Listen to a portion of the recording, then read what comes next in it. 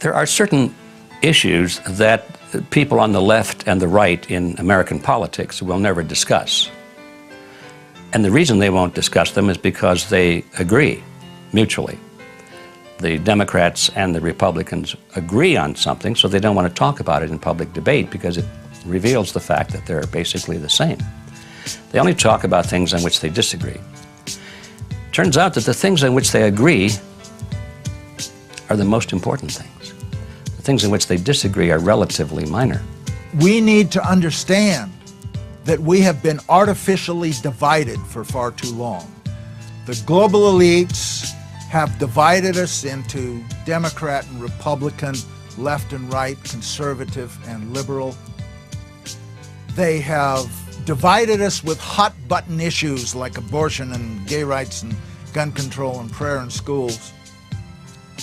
And by doing so, they have given us, the electorate, the illusion that we have a choice, when in reality, both the Republican and Democratic parties are owned by the same global elites.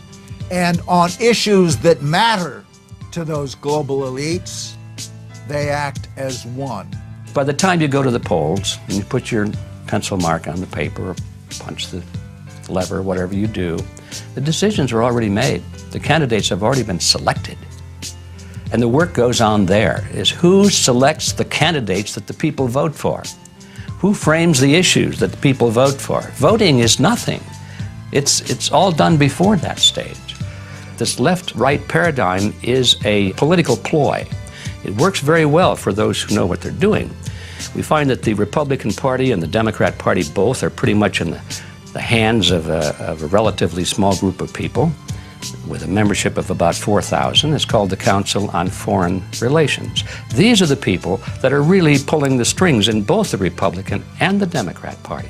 We get a lot of advice from the council, so this will mean I won't have as far to go to be told what we should be doing and how we should think about the future. People like Hillary Clinton know, even at that elevated position, Hillary Clinton, you'd say, was one of the big movers and shakers. Compared to the Council on Foreign Relations, she's not. She's a small fish.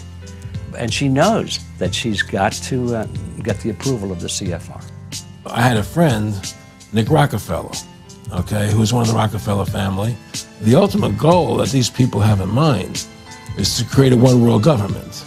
And this is given me straight from Rockefeller himself. This is what they want to accomplish. Not just any world government, but a world government based on the model of collectivism. In other words, big, powerful, centralized world government. If it were a world government based on the principles of freedom and freedom of choice, freedom of culture, low intervention, if no intervention in the lives of normal human beings, it might be a wonderful thing, but that's not the kind of world government the left and the right have in mind. They're talking about total world government with all major decisions being made at the top and people at the bottom being peasants, basically, in a high-tech feudalism. In a brief video introduced by the United Nations Secretary General Boutros Boutros-Ghali and containing some exceptional footage, the connection between the United Nations, New York City, and the Rockefeller Foundation is clearly drawn. The future of this country and the lives of our children and our children's children are interwoven with the success of the United Nations. In it lies the hope of the people of the world. My father considers it a privilege to have had a part in the development of its permanent home. I'm glad to hand you, Mr. Lee, my father's check. Thank you, Mr. Rockefeller.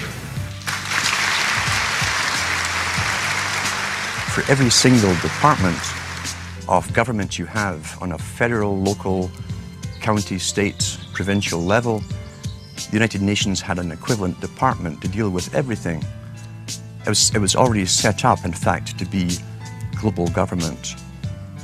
H.G. Wells said at the League of Nations, which was the embryo for the United Nations, he said, this is the nucleus of the world governments, when eventually all laws will come from there, be passed and signed into law by treaty of all the member countries. Eventually, we won't even have to go through the farce, and that's what it is, of voting in parties or candidates, because in the latter part of the 20th century and now into the 21st century, we're being trained, rather obviously, to simply accept rule by experts, rule by scientists, rule by professionals, and that's what they mean when they call governance. 2009 is also the first year of global governance, with the establishment of the G20 in the middle of the financial crisis. The climate conference in Copenhagen is another step towards the global management of our planet. By order of the city administrator, I hereby declare this to be an unlawful assembly. If people would just engage a few more brain cells, open the eyes and look, they will see the scale of fascism, no other word for it, that we are being subjected to today.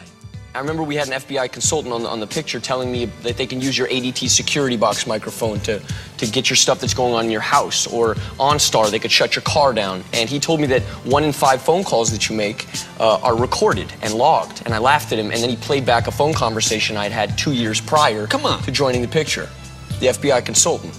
And it was like one of those phone calls, it was like, you know, what are you wearing type of things. Really? Yeah, so it was mad weird. Wait, so you mean they had a record of you from 2 years prior to me joining the picture. Even being associated with the movie? With the movie. Well, that seems creepy. It's extremely creepy. Tim, is there any way, now obviously it was a voicemail, they could try to get the phone companies to give that up at this point, but if it's not a voicemail, it's just a conversation. There's no way they actually can find out what happened, right? Unless she tells them. No, there is a way. We certainly have ways in national security investigations to find out exactly what was said in that conversation.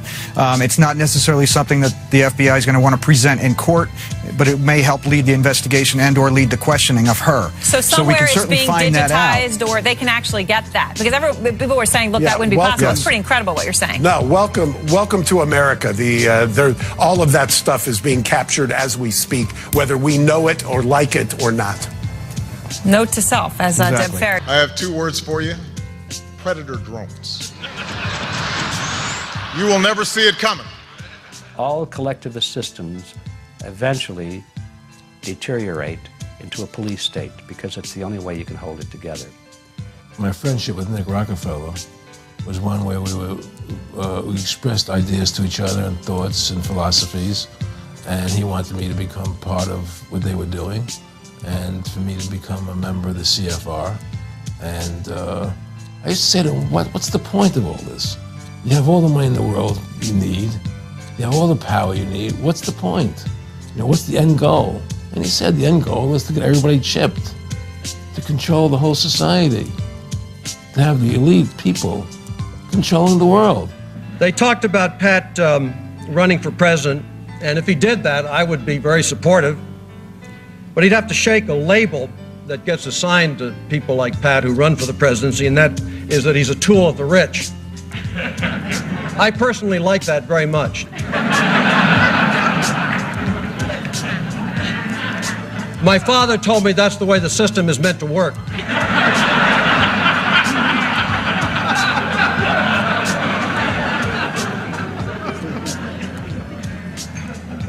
You know, I think Pat's coming quickly. Soon, I think he's going to be in a position for the Trilateral Commission. And if he shows promise beyond that, there's Bilderberg. World control, Pat. Settle for nothing else. At the top of this conspiracy are a handful of ultra-wealthy multi-billionaires in the world. Some of them have been conspiring for more than a century. Their tools are the Council on Foreign Relations, the Bilderbergers, the Trilateral Commission, and they have tools in other countries as well. Now, they've taken over our government, both Republicans and Democrats. There's no difference anymore between the two parties. They control both parties. It doesn't matter to them which one wins, because who's ever running for president will be someone they anoint. And the fact of the matter happens to be that you can't win an election unless you have enough money to win. They make sure who gets the money. And they've even written about it. There's a fellow by the name of Carroll Quigley, and he wrote several books about this group of people and their origins and their roots coming from Europe and England in particular.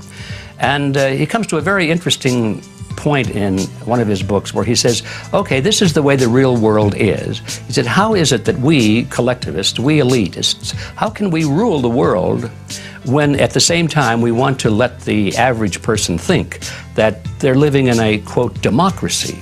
And he answers the question brilliantly. He said, it's very simple. You've got to have two major political parties, and they'll both have the same major goals, the same basic fundamental principles, and they'll argue with each other on the surface with slogans and leadership and style and all of that sort of thing. He said, but we will control them both. There's the strategy. There's the whole scam behind this left-right paradigm. When you understand this history and this reality, you look at it and you say, well, yes, we've got a left wing and a right wing, but they're just opposite wings of the same ugly bird. And we have our cheerleaders, you know, the news commentators and the talk show hosts on the left and on the right, and they frame the debate. They won't let the American people debate the real issues. They won't let them even think about the real issues, which are we going to keep American sovereignty or not? Are we going to let the Federal Reserve System, which is a banking cartel, continue to run our government or not? They won't let us talk about those things. Ron Paul, what's your perspective on how the media has been ignoring him and demonizing him? It's fascinating. I must say, the more I listen to and the more I read what Ron Paul has to say, the more fascinated and the more respect I have for this guy, because this guy's got courage. He understands that people want to be set free from big government, and he's not, you know, he's not scared of taking on any issue at all. And you know, I watch him. There was one of the primaries the other day where Ron Paul got 27%, an amazing figure, and yet the BBC virtually refuse to even admit the fact that he's actually contesting the race. And I understand that many conventional parts of the US media have been the same. And by the way, this pretending Ron Paul doesn't exist for some reason has been going on for weeks. A new Gallup survey showing Rick Perry running second to Mitt Romney, knocking down Iowa favorite Michelle Bachmann to fourth. Behind who? Fourth behind who? How did Libertarian Ron Paul become the 13th floor in a hotel? And it's kind of, you get a Ron Paul figure that comes along and challenges basic assumptions. And perhaps, to some extent, I've tried to do some of the same things over on this side of the Atlantic. And it's like a media blackout. That tells you there's the evidence that it's controlled. The owners of this country are the voters of this country. You're wrong about that, my friend. Aren't the owners of this country the voters in this country who elected George Bush? No, they're not. Listen, politics, these elections are a charade. It is a charade. Oh, okay. It is, they are meant to, well, I'll tell you, listen, just listen for a minute. Learn a little something. The elections and politicians are in place in order to give Americans the illusion that they have freedom of choice. You don't really have choice in this country. This is not a party issue. This is not a left-right issue. The question is not, should we have big government or little government? The question is, who should government serve? And it should serve the people. And it hasn't been doing it, and it still isn't doing it.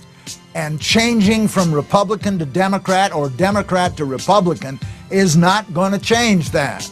So that's the problem. As long as we depend on the phony wrestlers and depend upon their well-paid cheerleaders in the media to keep us focused on secondary issues, we're never going to get out of this mess.